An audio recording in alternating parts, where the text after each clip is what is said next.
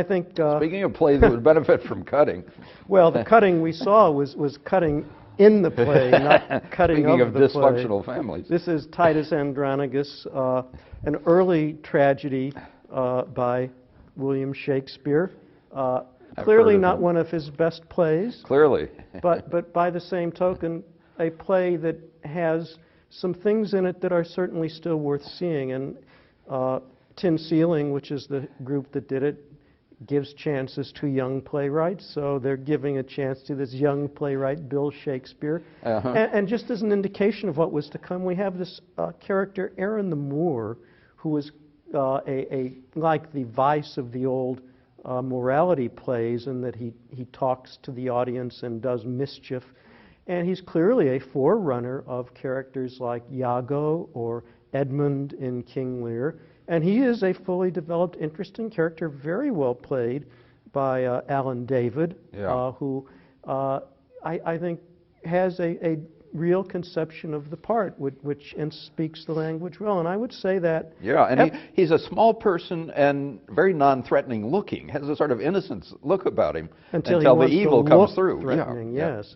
And I would say that everyone in this cast had a strong conception of their role as under Robert Strasser's direction. And while clearly the levels of experience were different, it was all done with a lot of conviction, and it carried through.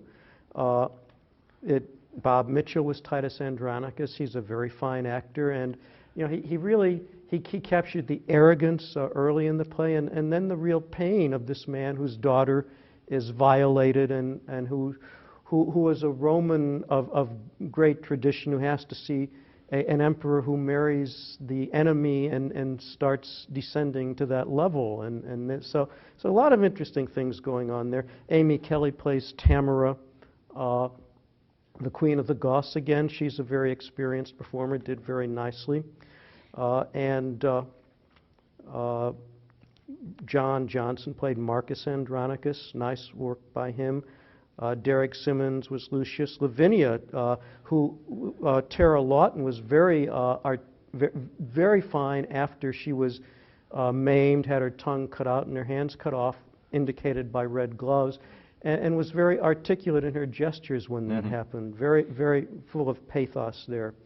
Doug Hedrick was vain as Saturninus, the emperor who doesn't really deserve it. Yeah, and he played him as kind of a weakling, which he is. Yes. Yeah. Evan Gott as Chiron, and Michael Amoroso, Demetrius, the sons of Tamara the Goths. And then in smaller roles, Dick Mintzlaff. Adam Thenhouse as Basanius, and also as a clown. Zachary Holtzman, Rachel Hanks, and Aaron Roberts. Serviceable set by Amy Van Donsel, costumes by Rihanna and James.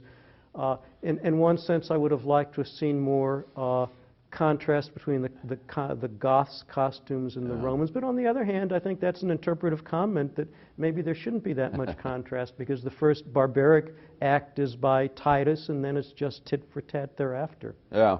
Yeah, it was strange costuming, because the women's dresses looked like they were from like the 1930s. The men were in suits or jackets, but without ties and carrying swords. I couldn't quite figure out what was going on with the costumes there. I thought it was a very clear production. It was easy to follow what was going on in a play that isn't all that easy to follow. There's so many people and so many conflicts and switches of allegiance sometimes.